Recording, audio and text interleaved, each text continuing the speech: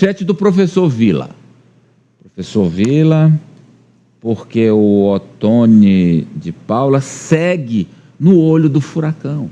Depois que ele abençoou o Lula, ele foi muito criticado. Furacão Miltonaro.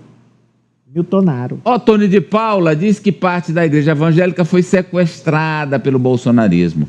Nicolas Ferreira considera o posicionamento do pastor patético. Vamos ver aí a fala do Ottoni de Paula, deputado do Rio de Janeiro, do MDB, e ele também é pastor. Olha o que ele disse, Ari, presta atenção aí.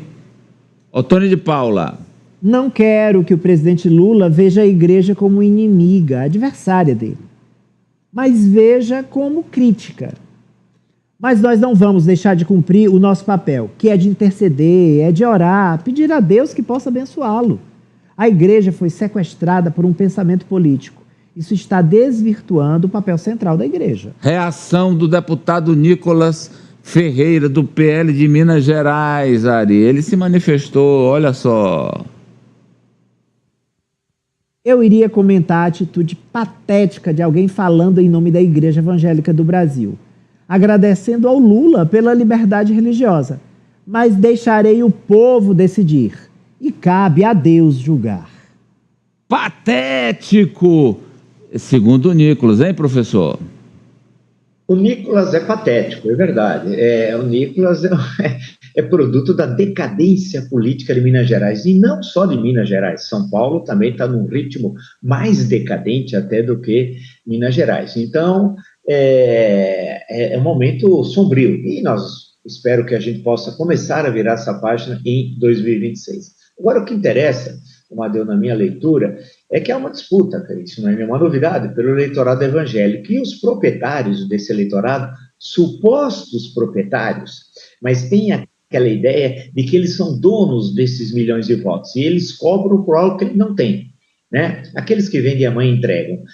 Na verdade, esse eleitorado, parte dele, vota no que interessa dos seus interesses imediatos. No caso de uma eleição municipal, se a rua, por exemplo, asfaltada ou não, se tem creche, se tem iluminação na sua rua, ou seja, por questões do seu cotidiano, e não necessariamente porque o pastor mandou, ou porque Lula ou Bolsonaro também acabaram, cada um deles indicando a quem votar. Não é isso. Ele vota por questões imediatas da vida no município, no seu bairro. Então, essa questão do campo evangélico é interessante, porque todos nós assistimos o deputado, eles cantaram, inclusive, realmente a música era fraca e os cantores eram piores ainda, mas mostra que eles já estão olhando para 2026, e aí tem um fenômeno interessante. Aquele bloco monolítico começou a rachar nesse ano. No campo mais político, propriamente dito, com o fenômeno Pablo Marçal e suas consequências. No campo religioso, e nós estamos assistindo, também rachando. Vídeo que o Malafaia ficou furioso, vídeo esse rapazinho aí também ficou furioso, e outros. E o deputado Ottoni de Paula, que tem os seus interesses políticos, como todo mundo tem, achou veio na eleição municipal apoiando Eduardo Paes, no Rio de Janeiro, candidato do PSD, mais apoiado pelo Lula, e também entrar nessa seara, já pensando na reeleição em 2026, ou seja, são manifestações de que blocos monolíticos, ainda bem, estão rachando. Isso faz bem para a democracia. Ari, você tem falado aqui que não há uma igreja evangélica, há igrejas, e cada uma tem que ser respeitada na sua individualidade, especificidade.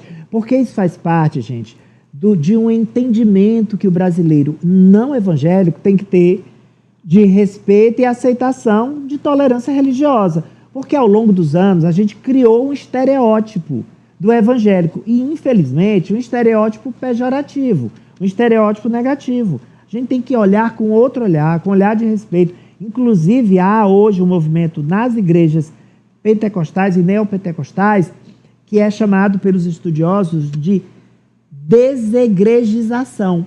São os evangélicos que não frequentam culto semanalmente. Eles não estão dentro dos templos.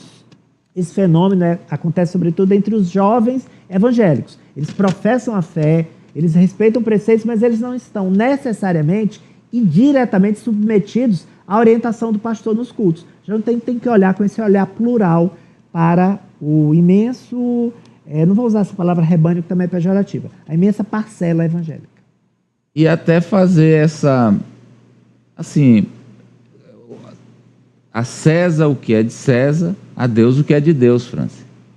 As coisas do alto não se confundem nem podem se misturar com as coisas da terra, né?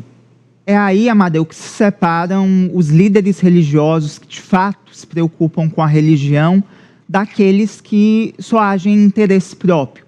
Porque o que nós observamos nas últimas eleições foram templos, igrejas sendo utilizadas como palanque político, com a recepção de candidatos, com jingles de candidatos sendo reproduzidos e a fé, a palavra divina sendo deixada de lado para que se adorasse um candidato, seja à presidência da República, ao governo do Estado ou até mesmo legislativo. Então, daí que se separa o joio do trigo. Há muitos líderes religiosos, a maioria deles, que não compactua com esse uso político dos templos e das igrejas para alavancar determinado candidato. Já esse movimento dentro da igreja evangélica, Amadeu, e que o Ottoni agora vem explicitando. Eu diria que é a grande maioria, Apoliana. O que acontece é que esses que aparecem são os mais histriônicos, né? Essa história de líderes religiosos, policiais, juízes se destacarem dentro dos seus grupos, dos seus nichos, isso a gente já está vendo e acaba que com essa popularidade eles tentam entrar na política. Só que uma vez entrando na política, eles acabam até mesmo rompendo com os próprios valores daqueles grupos que eles deveriam representar.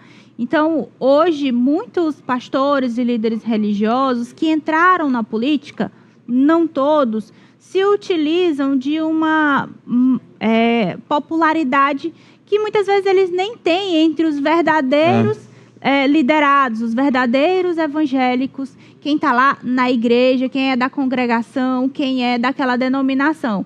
E aí, redes sociais, falas que para render manchete, e acabam que eles ganham todo esse destaque sem merecer. Tem uma expressão de especialista que você falou, chama-se minoria maiorizada.